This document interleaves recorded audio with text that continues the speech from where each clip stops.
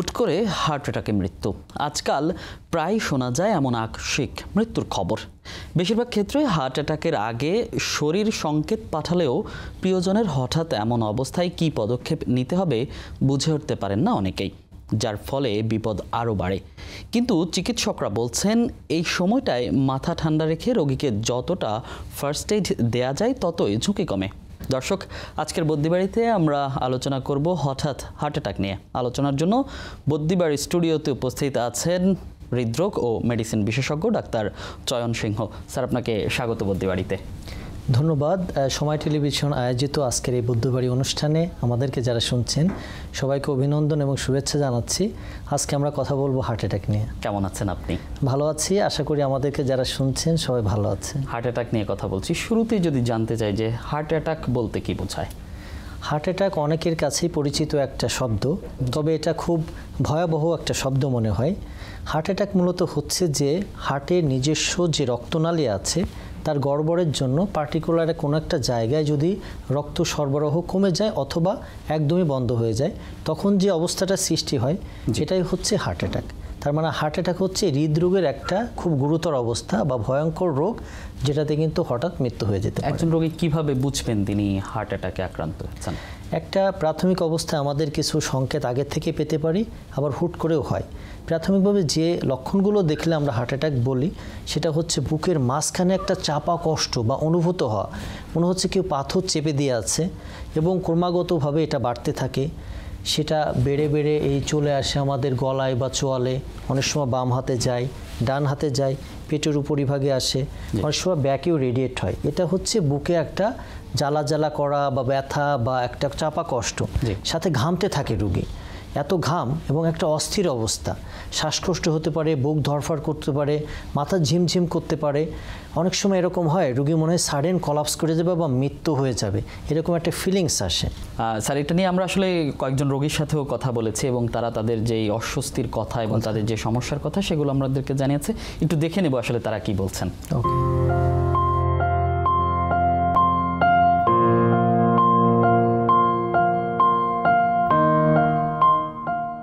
ধরে এই যে বুকটা ব্যথা শরীরটা বুক ব্যথা, তখন তো খাওয়াইতেছে খালি গ্যাস্ট্রিকের বড়ি খাও বুড়বুতে কামড়াইতেছে, জ্বালা পোড়া করতেছে, খাইতেছি। যারা করতেছে যে হাড়ের সমস্যা, গেছি ওষুধ দিয়ে গেছি, যারা করতেছে এটা তো হাড়ের সমস্যা। হঠাৎ দেখে আমার বুকে আস্তে আস্তে মাঝখান দিয়ে ব্যথা উঠতেছে। ব্যথা ওঠার পর ওই ব্যথাটা আস্তে আস্তে ছড়াইয়া গেছে। তারপরে একটা গ্যাস্ট্রিকের ওষুধ খাইলাম, দেখি কোনো ব্যথা পড়ে না। তারপরে আর কি করবো, ওই ব্যথা নিয়ে কোনো রকম উঠবাস করতে করতে সকাল হইলো। তারপরে আমি ঢাকায় আইসা পরের দিন আমি সকালে এনজিওগ্রাম করলাম। এনজিওগ্রাম করার পরে আমি জানতে পারছি বা দেখছিও যে একটা আমার মেইন একটাই, সেটা 100% লোক।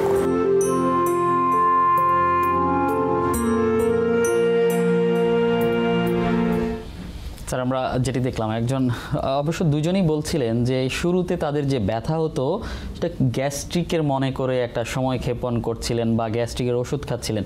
এই বিষয়টাকে আসলে কিভাবে দেখছেন? আসলে একটা মানুষ যখন বুকে ব্যথা হয় তখন সে ধরে নেয় এটা গ্যাসের ব্যথা। জি। কারণ এটা মানুষ মনে করে না যে তার হার্টের রোগ হতে পারে। এটা একটা তার নিজস্ব অনুভূতি বলেন বা ফ্যামিলিয়াল একটা ট্রেন্ড বলেন, বা এটা ক্ষেত্রে একটা প্রচণ্ড রকমের একটা ভুল ধারণা, বা যেটার জন্য কিন্তু মানুষ অনেক খেসারত দিতে পড়ে। হাজার হাজার মানুষ এরকম হয় যে হসপিটালে যাওয়ার আগেও কিন্তু মারা যায় বাসা বাড়িতে থেকে, মনে করে যে গ্যাসের ব্যথা। তো আমাদের কাছে মেসেজ যেটা হবে যে কোনো রোগী যদি অনেকগুলো রিস্ক ফ্যাক্টর থাকে, যদি উচ্চ রক্তচাপ থাকে, ডায়াবেটিস থাকে, প্রেশার থাকে, কোলেস্ট্রল বেশি থাকে, বা ফ্যামিলিতে হৃদরোগের ইতিহাস থাকে যে অল্প বয়সে স্ট্রোক বা হার্ট অ্যাটাকে মারা গিয়েছে, কালক্ষেপণ না করে যত দ্রুত সম্ভব নিকটস্থ হসপিটালে চলে যাবে। এবং হার্টের ব্যথাকে যদি গ্যাসের ব্যথা মনে করেন মৃত্যুর ঝুঁকি আছে, কিন্তু আপনি গ্যাসের ব্যথাকে যদি হার্টের ব্যথা মনে করেন ইটস ওকে, নো প্রবলেম। আপনি হসপিটালে যাবেন, ডক্টররা ডিসাইড করবে বা চেকআপটা হয়ে যাচ্ছে, চেকআপটা হয়ে গেল। সো যেহেতু হৃদরোগ এবং স্ট্রোকে গ্যাসের ব্যথার সাথে হার্টের ব্যথার অনেক সময় মার্জ হয়ে যায়, মানুষ কিন্তু বোঝে না। অনেক সময় হয় এরকম, দাওয়াত খেয়ে আসলো, আমি তো রিচ ফুড খেয়ে আসছি, আমার এই যে ব্যথা শুরু হয়েছে, তার একটা গ্যাসের ব্যথা, গ্যাসের ওষুধ খাই, সময় যেতে থাকে, হঠাৎ করে কিন্তু মানুষ কলাপস। এই যে সময় যেতে থাকে, আর এই ক্ষেত্রে সময়ের গুরুত্বটা আসলে কতটুকু? আমাদের কার্ডিওলজিতে বা হার্টের রোগীতে বলে মিনিটস মিনস মাসেল। 1 মিনিট যাবে, মাসেল ড্যামেজ হতে যেতে একসময় কিন্তু হার্ট বন্ধ হয়ে যায়, কার্ডিয়াক অ্যারেস্ট বলে।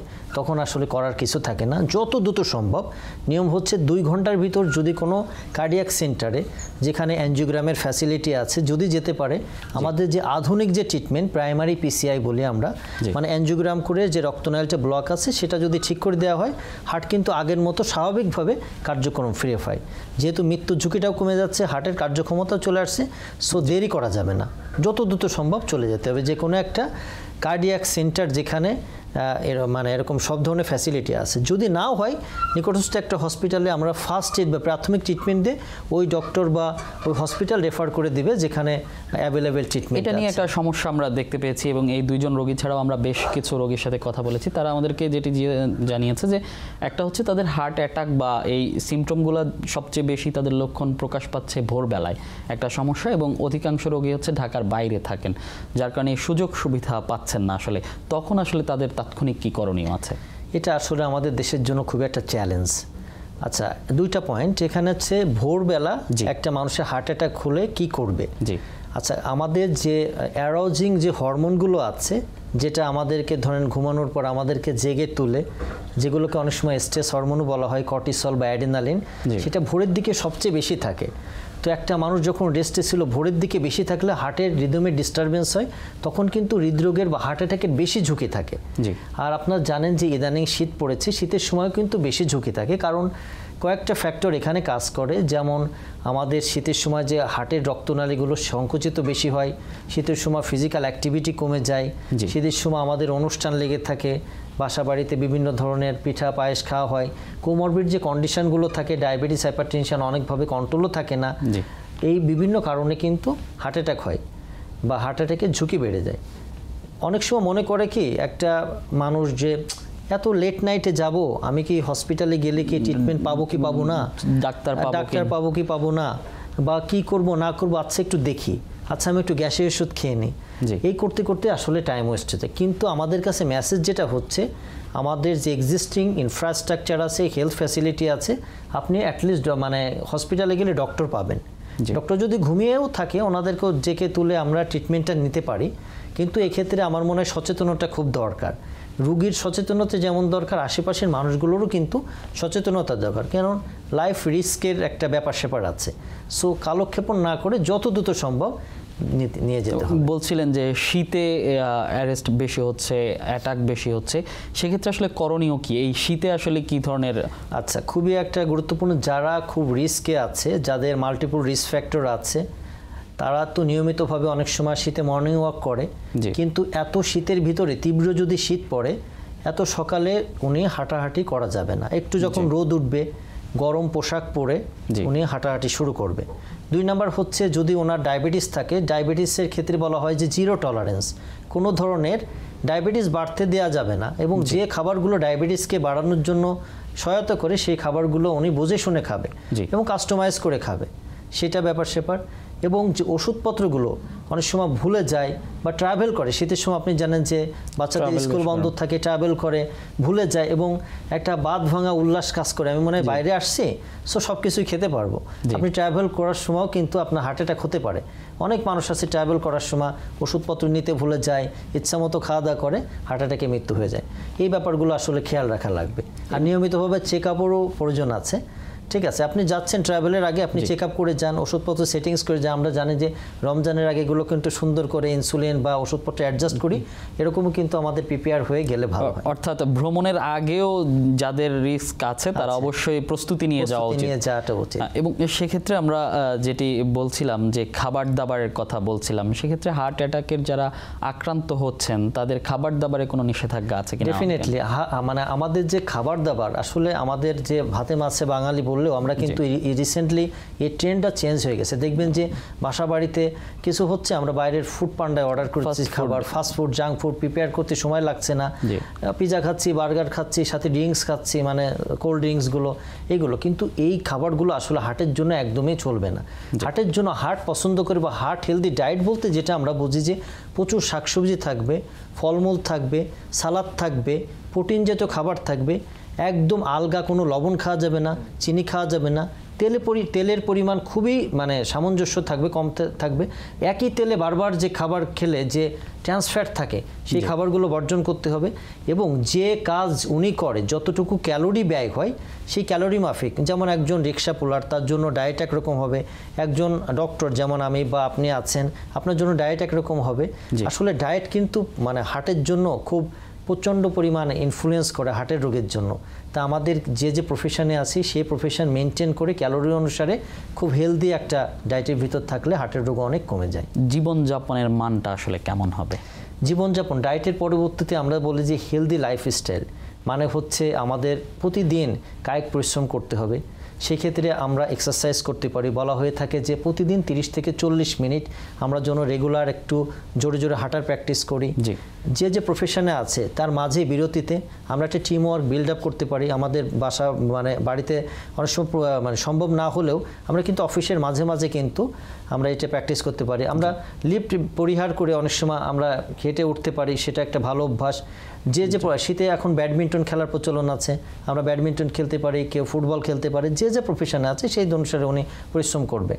ভালো পরিমাণে ঘুম দরকার আমাদের এই মানে ব্যস্ত জীবনযাপনে। আমরা কিন্তু অনেক স্ট্রেস, বিভিন্ন কাজে সোশ্যাল মিডিয়া দেখে দেখতে আমাদের লেট নাইটে ঘুমানোর একটা অভ্যাস এবং লেট নাইটে খাওয়ারও অভ্যাস। আমাদের যত ভালো স্বাস্থ্যকর ঘুম, প্রতিদিন early to bed early to rise, আমরা চেষ্টা করব 7 থেকে 9 ঘন্টা আমাদের একটা ফ্রেশ মাইন্ডে ঘুমানো।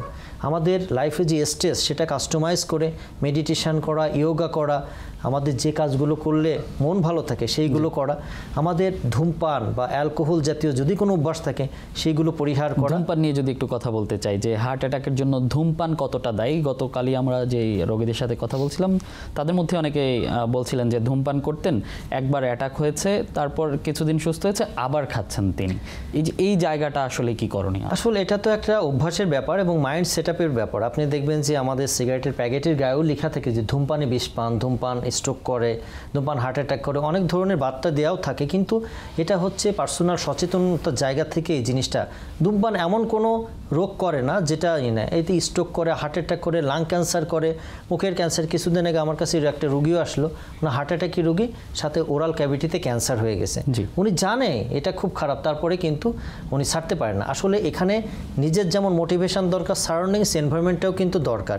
ফ্যামিলি মানুষ প্রেশার ক্রিয়েট করলেও ধরুন উনি বাইরে যাচ্ছে, যে ফ্রেন্ডদের সাথে মিশতো তারা কিন্তু ওই তাকে উপভোগ করে, আচ্ছা খাও কোনো সমস্যা নেই। কিন্তু যাদের সাথে চলে আমার মনে হয় তাদেরও কিন্তু একটা মোটিভেশনও দরকার। অনেক সময় আমরা গ্রুপ ওয়ার্ক করি, যা ওনার ফ্রেন্ডদেরকে আনতে বলি, সুন্দর কিছু সাজেশান দিই, বলতে বলতে বলতে বলতে একসময় কিন্তু মানুষ মোটিভেটেড হয়। এটা মানে খুবই দরকার আসলে। এই মোটিভেশন ছেড়ে দেওয়ার বিকল্প নেই, ছেড়ে দেওয়ার বিকল্প নেই। অনেকে ধূমপানের বিকল্প হিসেবে ভেপিং করতেছে, সেটাও কিন্তু খারাপ। এটার আসলে অল্টারনেট কিছু নেই, আপনাকে অ্যাবসলিউট কুইট করতে হবে। ধূমপান একদম ছেড়ে দিতে হবে। এবং গবেষণায় দেখা গেছে প্রায় 10 বছর লাগে একটা ধূমপান ছেড়ে দিয়ে সুস্থ অবস্থা আগের মতো ফিরে আসতে। ঠিক আছে, এটা কিন্তু খুব একটা ভয়ানক রকমের রিস্ক ফ্যাক্টর। যেটা বলছিলেন প্যাসিভ স্মোকিংও খুব খারাপ। ধরেন যে কেউ বাসার যে পুরুষ লোকটা আছে বা গার্জিয়ান আছে, উনি যদি স্মোক করে, আশেপাশের যে মানুষগুলো তারাও কিন্তু অ্যাফেক্টেড হচ্ছে। সো প্যাসিভ স্মোকিং খারাপ। এই পাশাপাশি আরেকটা কথা বলবো, এয়ার পলিউশন। ঢাকার বাতাসে যে পরিমাণ আমাদের এয়ার পলিউশন, প্রতিদিন কেউ মাস্ক ছাড়া চলাফেরা করলে 2টা ধূমপান করার মতো ক্ষতি হচ্ছে। এটাও কিন্তু ইমার্জিং একটা রিস্ক ফ্যাক্টর আমাদের প্রেশার ডেভেলপ করার জন্য, আমাদের অস্থিরতার জন্য এবং হার্ট অ্যাটাকের জন্য। সেটার দিকেও আমাদের নজর রাখতে হবে। যেটা বলছিলেন যে অনেকে সিগারেটের বিপরীতে ভেপিং করছে, ই সিগারেট খাচ্ছে, সেটা আসলে কতটা ঝুঁকিপূর্ণ? এটা আসলে মানুষের একটা সাইকোলজিকে ডাইভার্ট করা, যে না আমি তো ডাইরেক্টলি স্মোক করছি না কিন্তু ভেপিং নিচ্ছি। গবেষণায় যে প্রমাণিত হয়ে গেছে ভেপিংটাও কিন্তু স্মোকিংয়ের মতোই খারাপ। সো এটা আরেকটা একজনের পরিপূরক না, একদম এই জিনিসটা থেকে দূরে সরতে হবে। এটা আইন করা যেতে পারে, কিন্তু আইন করলেও আসলে সাইকোলজিক্যাল মোটিভেশন, কাউন্সিলিং এবং আরও স্ট্রিক্ট ল যদি থাকে সেটা করাটা। আমরা আলাদা বিভিন্ন হসপিটালে কাউন্সেলিং স্টেশন রাখতে পারি, জি। এদেরকে নিয়ে বা ওনাদেরকে নিয়ে আমরা আলাদা রকমের মোটিভেশন দিতে পারি। দেখেন আপনার অনেকে ডায়াবেটিস বা হাইপারটেনশন কিছুই নাই, শুধু স্মোকিংয়ের জন্য খুব অল্প বয়সে অনেক ইয়াং মানুষ কিন্তু ইদানিংকালে হার্ট অ্যাটাকে মারা যাচ্ছে। যদি চিকিৎসার কথায় আসি, যে চিকিৎসা পদ্ধতি কি রয়েছে হার্ট অ্যাটাকের? হার্ট অ্যাটাকে যে এক্সিস্টিং চিকিৎসাগুলো আছে আমাদের দেশেই কিন্তু সব চিকিৎসা হচ্ছে। প্রাথমিকভাবে আমরা যে ট্রিটমেন্টটা দিয়ে থাকি, সবচেয়ে ওয়ার্ল্ড ওয়াইড যে বেস্ট ট্রিটমেন্ট সেটা হচ্ছে রক্তনালীটা চেক করে অ্যানজিওগ্রামের মাধ্যমে রক্তনালীটা চেক করলাম, যেখানে ব্লক আছে সেই ব্লকটাকে ঠিক করে রিং পরাই দিই। জি। এটা হচ্ছে সবচেয়ে আধুনিক এবং বেস্ট ট্রিটমেন্ট। সেটা 2 ঘন্টার ভিতর টাইম বলে গোল্ডেন টাইম, এর ভিতরে যদি কোনো রোগী আসতে পারে ভালো, যদি না আসতে পারে জি। প্রাথমিক অবস্থায় যিনি ডক্টর দেখবে উনি প্রাথমিক অবস্থায় লোডিং ডোজ অফ বলে অ্যাসপিরিন 4টা ট্যাবলেট, ক্লোপিডোগ্রেল 4টা ট্যাবলেট, কোলেস্ট্রল ওষুধ, গ্যাসের ওষুধ দিয়ে এবং জীবন রক্ষাকারী একটা ইনজেকশন বেরিয়েছে যে ক্লটটা রক্তনালীর ভিতর জমাট বেঁধে হার্ট অ্যাটাকটা হয়েছে, ক্লটটাকে লাইসিস করার জন্য থ্রোম্বোলাইটিক্স এক ধরনের ওষুধ দিয়ে দেওয়া হয়। পরবর্তীতে উনি স্টেবল করে পরবর্তীতে যেখানে এই ধরনের ফ্যাসিলিটি আছে যদি উনি অ্যাফোর্ড করতে পারে, যেহেতু আমাদের দেশে স্বাস্থ্য বিমা নাই, এই জন্য যদি অ্যাফোর্ড করতে পারে উনি ওই পরবর্তীতে ফার্দার যে হসপিটালে এই সুযোগ সুবিধা আছে সেখানে দেওয়া হয়। তারপরে আমরা অ্যানজিওগ্রামের পরে রিং পরিয়ে রোগীদেরকে অবজার্ভ করে 2 থেকে 3 দিন পরে তাকে সুন্দর করে ডিটেল কাউন্সেলিং করা হয়, ফার্দার যাতে হার্ট অ্যাটাক না হয়, ওনার কোমরবিড কন্ডিশন থাকলে কীভাবে ওনার জীবনযাত্রা ভালো রাখবে, ডায়েট কী হবে, ওনার ওষুধপত্র যাতে নিয়মিত খায়, ওনার এক্সারসাইজ কেমন হবে, সামগ্রিকভাবে একটা কাউন্সেলিং করে তারপরে রুগীদের সাথে রুগীদের ফ্যামিলি মেম্বার বা তার পরিবার পরিজনদের সাথে কথা বলেও আমরা কিন্তু পাঠিয়ে পরবর্তীতে আবার একটা ফলো আপে। আধুনিক চিকিৎসার কথা বলছিলেন, যে সেই যে আধুনিক চিকিৎসা সেটা কি আমাদের বাংলাদেশে সম্ভব কি না?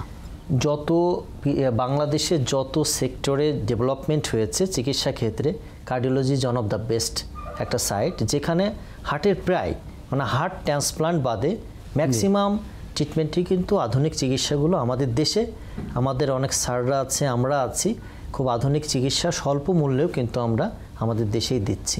সেটা কোথায় পাবেন রোগীরা?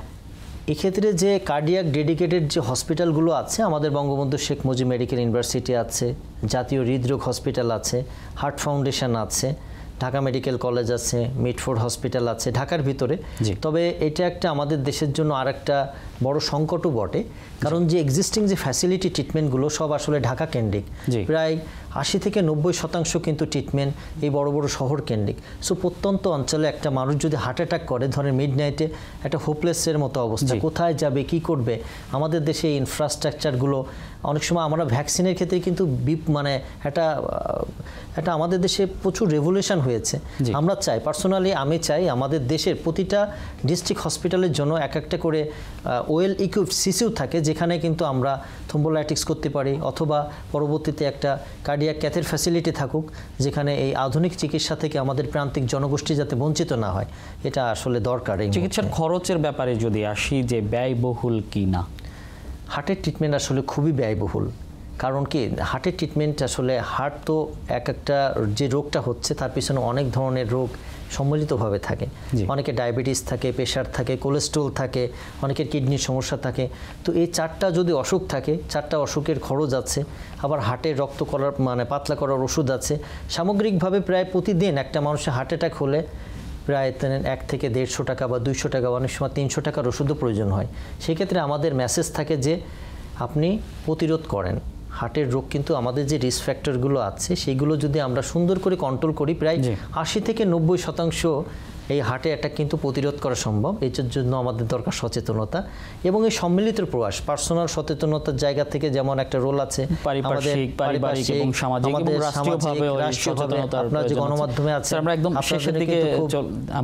শেষের দিকে চলে এসেছি। সর্বশেষ যদি জানতে চাই, আমরা হার্ট অ্যাটাক নিয়ে কথা বলেছি, যদি কারো হার্ট অ্যাটাক হয়ে যায় তিনি আসলে কি মনে করবেন যে এই হার্ট অ্যাটাক কি এখানেই শেষ হচ্ছে না, পরবর্তীতে আবারও দেখা দিচ্ছে? হার্ট অ্যাটাকে যদি উনি বেঁচে যায়, এটা ওনার জন্য আমার মনে হয় সেকেন্ড লাইফ।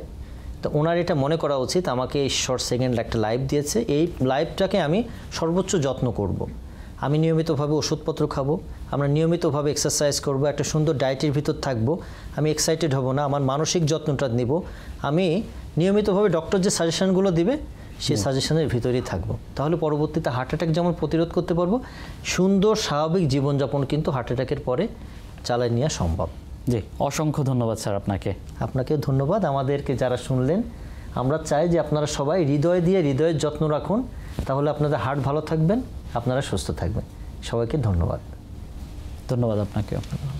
দর্শক, কথা বলেছি হার্ট অ্যাটাক নিয়ে, কথা হয়েছে হঠাৎ হার্ট অ্যাটাক করলে আপনি কি করবেন, কোথায় যাবেন এবং কি চিকিৎসা নেবেন।